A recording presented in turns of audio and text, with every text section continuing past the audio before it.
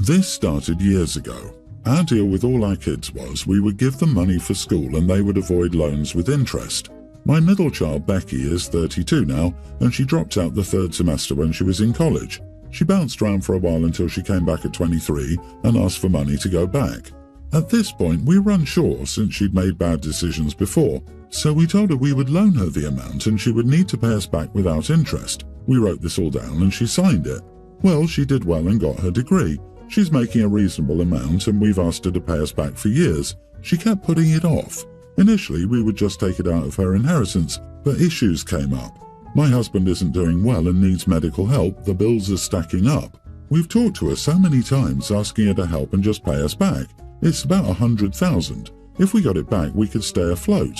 Even getting $1,000 a month with the payment plan would solve some issues. We had another conversation and she said she's not paying it back. She just bought a home and she needs to save. At this point, I got a consultation with a lawyer and I have a really strong case of winning. Am I the idiot for suing my child? Just for your information, the relationship is already destroyed in my eyes since she lied and won't help us at all. Edit, since it was unclear, we paid for everyone's first round of college. She agreed to the loan when she wanted to go back, and we didn't want to waste another $50,000 if she dropped out again. Her credits were not transferable due to poor grades. She's paying us back her second time at college. The timeline was supposed to start around 3 years ago. That's why the lawyer thinks we have a strong case, because she didn't begin when the contract asked and bought a home, showing she has the funds to do this. Not to mention all written documentation about it. Not the idiot. Yes, she's your child, but she's not a little girl. She's a grown woman. Her father is sick and she can't even find it in her heart to give you money, or even just a payment each month. Yeah, sue her. The only issue I'd see here is that you have to pay more for a lawyer, which can be quite expensive. You will lose the relationship with her, but frankly, her keeping and not paying back $100,000 loan and seemingly not offering any help while her father is sick tells me there is no relationship. At least that's how your daughter thinks. Exactly. Your daughter took a loan from you, signed paperwork indicating it was an interest-free loan, and then decided not to repay it, betting she felt like you wouldn't expect her to because daughter. She owes you the money, and it's not some piddly amount, it's $100,000. The bank would not be so understanding. Do you have a case? Absolutely. If you want to burn that bridge for the rest of your life, go for it. I think you're the idiot for doing this to your kid, but she's an idiot for not paying it back when she knew what the deal was going into it. So everyone's the idiot here. It will end your relationship. You need to be aware of that. You also need to be realistic about what you get out of her. I'm sure she doesn't have $100,000 in cash to pay you, and you will be financially hurting her future significantly to both hire a lawyer and pay you back. If she ever has kids, you'll never ever see them. If that's okay with you, then go for the lawsuit, but I still think both of you are the idiots in this situation. They're idiots for supporting their child to the point it financially crippled them to get her to a good steady place in her life, and expecting agreed upon payment for the second time they paid for her school. Man, that's entitled as heck to say. Opie, you're not doing this to be mean or vicious. You're doing this because you're in a position where you need the money now, and she's proven untrustworthy. After she figures out about the case, she may try to make a deal with you for the sake of family. Please stick to your guns. Your daughter wasn't thinking of family when she told you she couldn't give you anything because she needed to save. She's had years to start paying you back and hasn't sent a dime. So, for context, my boyfriend, 20, and I, 20 female, were going to a shopping centre about a week ago. This area is popular and it's always decorated beautifully and festively for the holidays. Maybe this is just me acting like a bum, but I thought it'd be cute to wear those red flannel plaid, I don't know what to call it, pajama pants with a regular black hoodie. Something about it being Christmas made it seem charming. I asked him what he thought of the outfit and he immediately said no. I was a bit surprised. He says he believes pajamas are only to be worn in the house, and to wear them in public tells the world I have no self-respect. I was surprised again and told him I have self-respect and just thought it'd look cute. He then says it'd be disrespectful to him if I wore them out while with him, which I tried to understand from his perspective. I ended up switching to a more acceptable option, grey sweatpants. Fast forward to last night. We were already upset sharing our feelings about a different topic, And eventually, he brought up the pyjamas again. I still couldn't believe we were still talking about the pyjamas, so I was completely stunned and asked something along the lines of, "Are we seriously still talking about the outfit I wanted to wear?" Then he tells me about how it's not just that outfit, that many of my clothes are baggy and too big for me, and I look completely dwarfed by my clothes when they don't fit my form. Lots of my casual clothes are t-shirts that are too big for me. They're medium, I'm extra small or small, and even the ones in my size look big because I'm a petite girl, and some colour sweatpants. I never thought anything bad about my baggy clothes until this conversation. He says he knows I have better, really cute and well-fitting outfits, so it comes off as lazy and me not caring about my appearance when I leave in bigger clothes. Some quotes from him last night. "I want to show you off and be proud to be next to you, but it's hard when you don't put any effort into your appearance. I want you to look good, if not for yourself, then for me.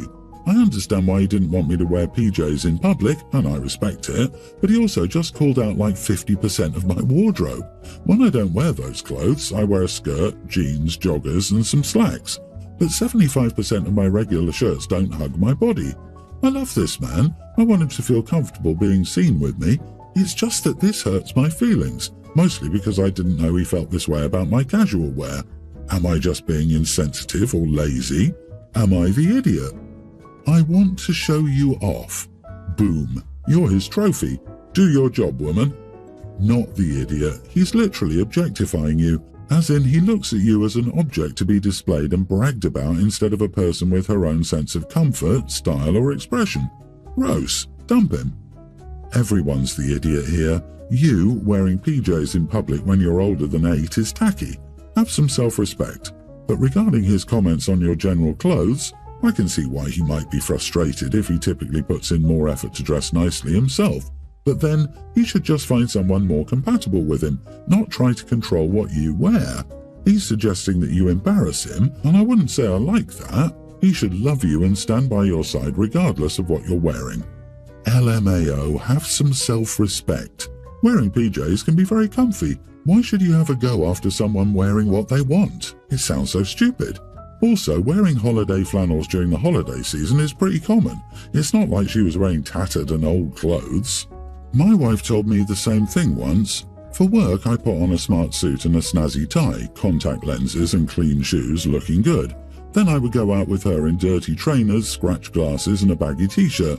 It made her feel like she wasn't a priority in my life and wasn't worth my effort. We should dress for ourselves above all, but I don't think that we should exclude trying to look good for our partners.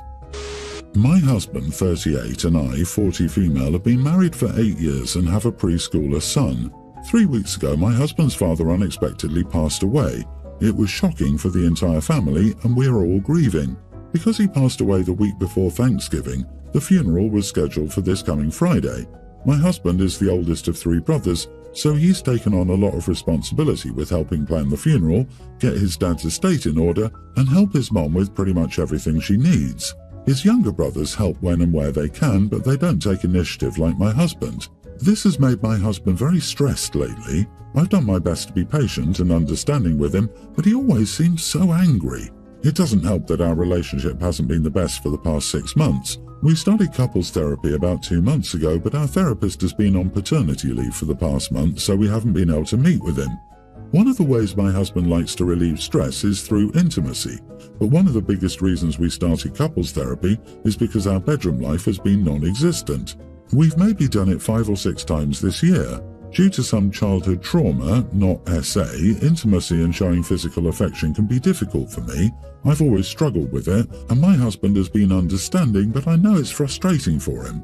The other day this all came to a head when he was clearly very stressed. He was short and snappy with me and our son. He ended up retreating to the basement. When I went down to talk to him, things got even worse. I tried to console him and figure out what was bothering him, but he just said he was sad and angry.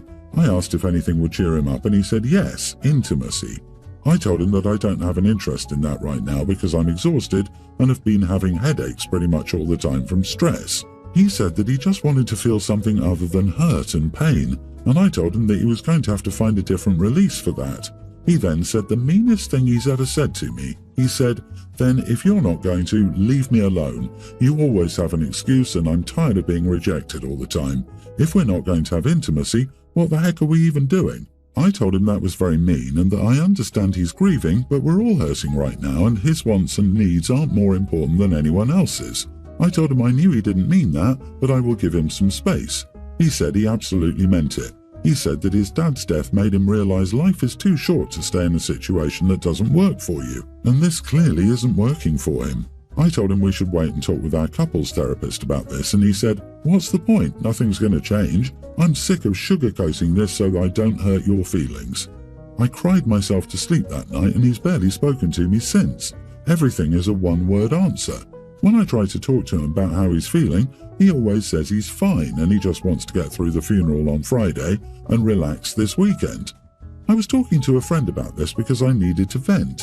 She told me that he's probably just grieving and doesn't mean the things he said. But I'm worried that he's telling me the truth about how he feels and that he's really checked out of our marriage. I know he's grieving, but he's been such a jerk and is so mean all the time now. OP, you should start coming to terms with the fact that your marriage is over. You're not required to have intimacy with someone if you don't want to, but he's also not required to submit himself to a lifetime of rejection over and over and over again. I don't think you understand what it does to someone to be rejected constantly. It can really have an impact on them, and I think your husband is just now fully recognizing this. Marriage counseling is not really going to help here from the sound of it. Begrudgingly, you are not the idiot, specifically for not having intimacy when you didn't want to, but you are the idiot in every other way here. You're not the idiot for having issues and struggles, but you are the idiot for expecting him to go to couples counseling so he can further understand why you won't sleep with him versus you attending counseling for yourself to learn how you can overcome the issues preventing you guys from having a healthy, intimate life and stopping you from being affectionate. It's likely a lot of your problems as a couple stems from what is called a dead bedroom. I 100% agree. I get the impression that you're not in therapy for yourself to work through your issues, but expect him to go to couples therapy to come to terms with you not dealing with your issues. You asked your husband what the problem is. He gave you an answer. You said you wouldn't do it. He's telling you how to fix it and you don't want to do it. He may be grieving, but he is being honest with you. You now know what your soon-to-be ex's breaking point is. Congrats. My 31 male sister Emily, 28, was recently homeless due to varying reasons. She asked me for help and I was only too glad to help her. I told her that she could live in my house rent-free and stay there as long as she wanted. Also, I have no problem even if she lives there permanently, etc. My wife was fine with it as well. She likes to walk around in revealing clothes. Sometimes she doesn't wear a bra and at other times she has no top at all. I had no problem with her remaining there at all, but I don't like people who act like this, especially when it's my house. I never asked her not to wear such stuff if she's staying elsewhere, so I politely asked her not to do that, especially since my tween son is there as well. She got mad and accused me of controlling her, being a misogynist, and that it's none of my business what she wears, etc. I responded, "It is my business when you live in my house. If you want to do that, go ahead, but you cannot do it here. My morals do not allow that. You're not even paying anything. I told you that you can live here forever, and the least you can do to repay me is to wear decent clothes." She got mad and began to yell at me, using abusive language, etc. I didn't back down and asked her to get out as she thought it was problematic. She said, "Why, when I can live here without paying money?" Screw that, I'm not going to leave and I don't want to search for another house either. So she's still here. But I'm wondering whether it was an overreach on my part, considering what I told her. Am I the idiot? Your sister is treating you like a doormat. You opened your home rent-free, told this 28-year-old woman that she can stay forever, and she's now making it very clear she's going to do whatever she wants while she's there, and there's nothing you can do about it. It's time to make it very clear that it won't fly in your house. That you're having any doubt at all about this is sad and troubling. You're 100% in the right and any doubt you have should be removed immediately. Make it clear she isn't going to freeload and think she can make the rules. Threaten to kick her out and mean it, and don't hesitate to follow through if she calls your bluff. Yeah, to me this was more troublesome than what she wore. She basically states that she doesn't intend to leave because she's not paying rent. If I were the OP, I'd worry less about what she's wearing and more about how to get her out of my home. You have a young child in the house and you're responsible for exposing that child to mature situations, not your sister's. The no bra thing is not something that your child should be exposed to until you and your spouse deem it appropriate. Dude, at this point, It's up to you to decide whether you want her behavior to change, in which case you have to create consequences for her behavior, or if you're going to let your son live with this woman for the rest of his childhood. The choice is yours. OP 6 months from now. My son no longer listens to or respects me. I wonder where he could have learned this behavior. I believe it's time to evict your sister now. She's displayed contempt for you and your son. I can't imagine your wife is happy with your sister's behavior either. It's miserable to live with someone who has no respect for you.